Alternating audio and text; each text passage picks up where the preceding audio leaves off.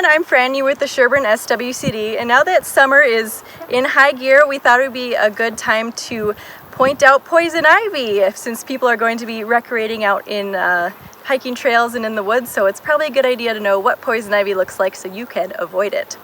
So I am standing right in front of a beautiful patch of poison ivy right along a road ditch.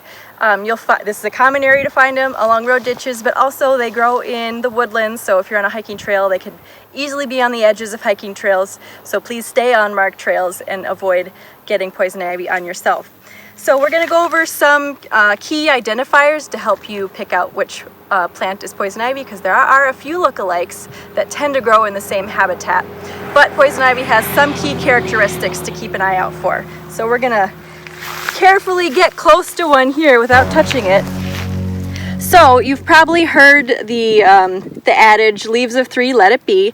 So poison ivy does grow in a grouping of 3 leaves, and it also has this very prominent mid-vein running right down the center of each leaflet, with smaller veins running about a 45-degree angle to that mid-vein. And the edges of the leaf will sometimes be entirely smooth, like almost like this one here. But then also it could have serrated edges like this one over here, but they're usually pretty coarse serrated edges, so they're big points. And sometimes they'll even look like a mitten, so they'll just have like a little bit of a thumb up into the point.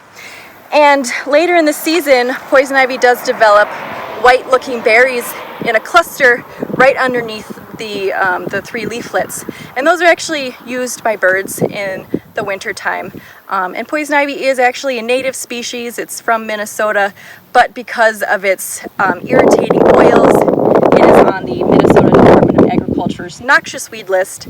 So if you do have it on your property and it is in an area where you like to hang out, feel free to control it, and that can be done with mowing periodically or chemical herbicide. It is not recommended that you hand pull or burn, because the oils could evaporate while you're burning and could cause some respiratory issues. So with that, one fun fact about poison ivy, it is in the same family as cashews, mangoes, and pistachios, but luckily those ones don't irritate us when we eat them. So that's it, here's poison ivy.